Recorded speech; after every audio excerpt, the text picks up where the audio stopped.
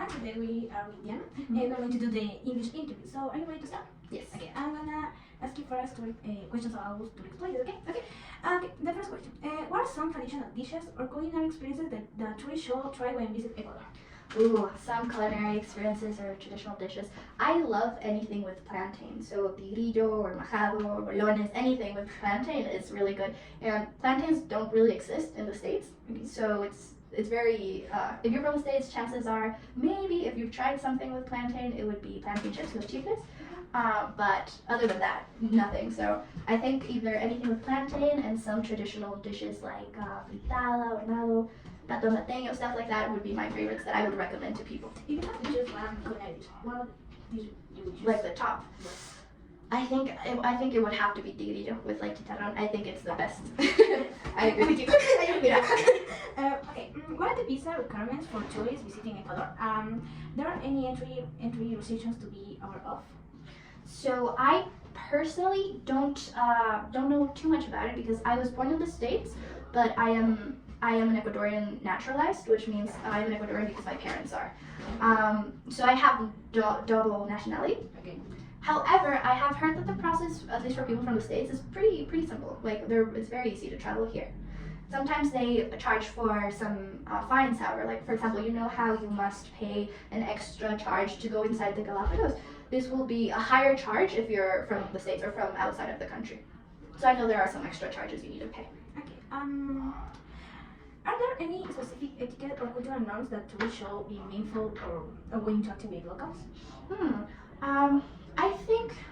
I think usually locals are very kind and very understanding. So even if a tourist isn't aware of the cultural norms from Ecuador, they might be understanding of the fact that they don't know. However, I would recommend for anyone coming to the country to try and learn a little bit about the culture and the norms.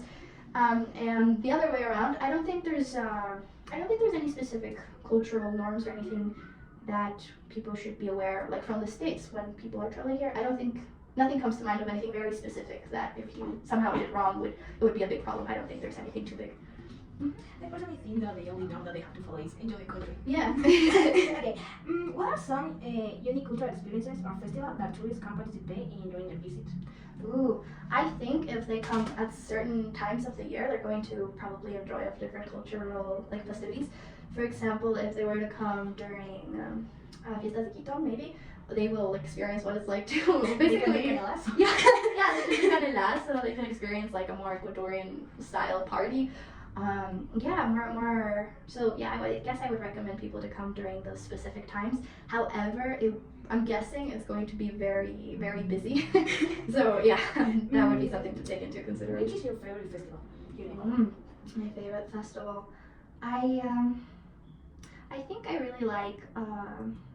I know it's not an Ecuadorian festival itself. I really like Christmas and the time around Christmas. But I like our specific Ecuadorian aspects to it. Like everyone here has the tradition not to have the dinner the 25th, but to have dinner the 24th and stay awake till midnight on the 25th. And yeah, just the different things we eat. Actually, in the States, you don't eat turkey for Christmas, but you do eat turkey here. In the States, you eat turkey for Thanksgiving or things like that. And yeah, just people how they decorate everything. If I'm correct, around December, it is that they have the light festivals. Like in the start of November. Oh, it starts in November. Okay. Until in middle of January. Oh, okay. But yeah, the lights are very beautiful. I like it. Me too. Okay. The last question about touristic places. How easy is it to communicate in English for tourists who don't speak Spanish, especially in popular tourist areas? So I think in popular areas it's pretty easy to find someone that knows the language. People who work in the touristic areas, they know that there's bound to be English-speaking people that will come over. So yeah, I personally speak Spanish, so I've never had to find someone to translate for me. But I've noticed that a lot of times there's already a lot of things in English. Like in the historical center, if you try and go to a restaurant, you'll see that the menu is in Spanish and in English. And yeah, just people around those areas usually know English. And that kind of things makes that tourists can feel comfortable in the country. Exactly, yeah. Okay, right now we're gonna end with education system. Okay, first question. Can you describe the structure and organization of the education system in your country, including the different levels of schooling? Yeah, for sure. I think the structure depends a lot on, rather than the structure, the experience depends a lot on whether you are in a city with maybe a lot of funding or less funding, and if you are in public or private schooling. The structure, I think, would be in some ways different from Ecuadorian structure. I think Ecuadorian structure can usually set a higher standard of learning, even if they have or don't have funding. Kids are expected to reach a very specific learning level. While in the States, usually private schools have higher possibilities of teaching and the materials to teach, usually ending up with higher levels of learning as well. While public schools have a very limited schooling system and a very limited structure to what they're supposed to learn. And in general, I think in the States, kids are not expected to work in a very big manner. Like the responsibility for their success is not put on them alone. So teachers are expected to find a way to make the kids succeed, and parents usually are expected to help kids succeed, which can be both a good thing and a bad thing. It's definitely a good thing with these kids are not having to handle very big levels of stress and kind of an all or nothing mentality. But at the same time, I've noticed that when kids are given plenty of opportunities where they know it doesn't matter if I fail, I'll always have another opportunity, they don't try as hard to succeed. Whether I've noticed that's a difference with Ecuador. Ecuadorian children are usually, especially in the public area, made to understand that it is your responsibility alone for you to succeed, regarding of how much help or no help at all you receive. So that can definitely be a lot more stressful, but at the same time, kids know that because of that, they need to give it their all, which is different. So yeah, I think maybe some in-between ground would be ideal. But yes, those are some of the differences. Actually, you can notice a big difference between private schools and public schools. Yeah, for sure. Are there any significant challenges or issues currently facing the education system in your country? What efforts are being made to address them? Okay, so I can't necessarily speak very well about what's going on in this exact moment, since I haven't been in school for like the past 4 or 5 years already. But what I can tell you for sure is that especially public schools in the United States are struggling a lot because funding is extremely limited. Each time it becomes lower, and teachers have to deal with any amount of very hard situations, both from the side of the government and the lack of funding, the lack of getting paid on time, and their salaries becoming increasingly worse. And just having those kids are learning because of the efforts those teachers make. Like their education falls completely on the teachers, when it should be falling on the schools and the government's back. So that's a very big problem, and also teachers need to face the unfortunate growing disrespect from students. Now, with that, I don't say that all students are disrespectful. Of course, there are plenty of wonderful students, but the problem is that the system does not defend teachers, which allows for some of those students which are disrespectful to act with no repercussions.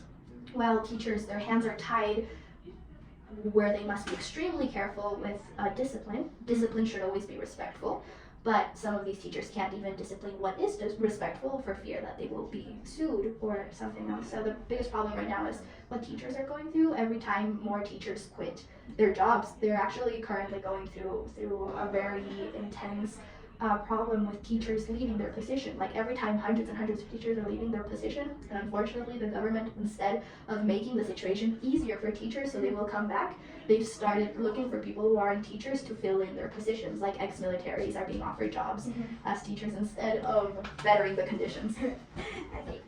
How does your sorry, I just did that. It's okay. No, I was right. Sorry. How does your country approach teacher training and professional development to ensure educators are equipped with the necessary skills and knowledge? So yeah, in the United States, you need to have a 4-year career, like a degree, to become a teacher. However, that used to be, let's say, the standard.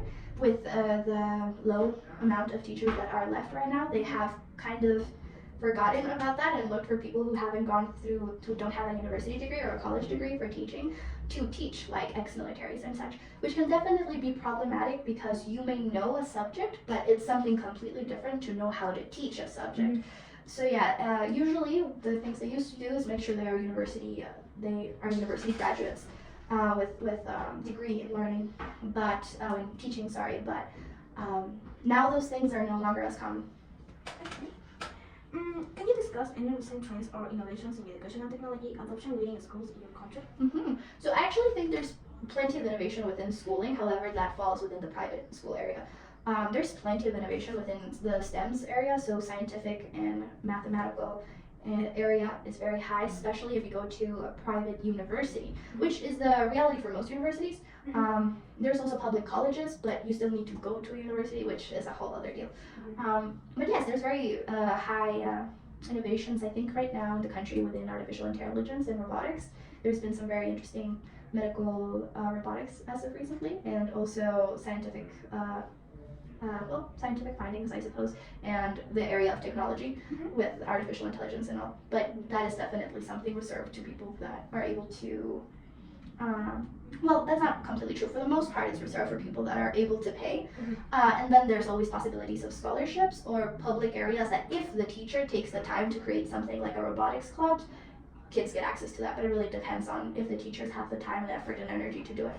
Do you think that ECO can include these innovations in the education system? Yeah, I definitely think so. I think as far as I have known, the Ministry of Education holds, let's say, a specific standard of what classes and what things must be given. And while those things are good because it makes sure that it includes important things like sciences and maths, there are always more innovations that could be included that might be restricted from those very specific classes that might be had. But yes, in the States, usually you have the possibility of reaching all these different types of classes that are very filled with innovations, as you say. And I do think there should be a possibility to include that both in our public and private schooling. And finally, the last question. What role do extracurricular activities and community involvement play in the overall educational experience for students in your country? I think it's a very high, importance because especially in public places within the regular schooling, chances are you're not going to find anything that you're very passionate about, or if you do, chances are you're not going to find too much support in learning about it because it's very basic things. However, extracurriculars and clubs are very common in the United States. You're going to find different clubs about different things and different careers. So it's really these clubs and extracurriculars that push them into important fields for their careers later on. And even it's important to take these extracurriculars because these type of things are one of the things universities look at. So if you're looking to get into a good university and looking even to get a scholarship, your best bet is to keep good grades and get into some sort of extracurriculars. And how do you practice extracurricular activities? I've practiced some extracurricular activities. I personally never ended up going for the maths and science. I ended up going for the arts, which is very interesting. It's very good. How in the States, I think you have a higher chance of actually making a career out of the arts. That can be very difficult here, and I think difficult in general, but definitely harder here. So yeah, for me, after the extracurriculars, it was more of a fun thing that stayed there, and then I studied something different. But in the States, if you work at it, that can actually push you to actually following a career in that subject.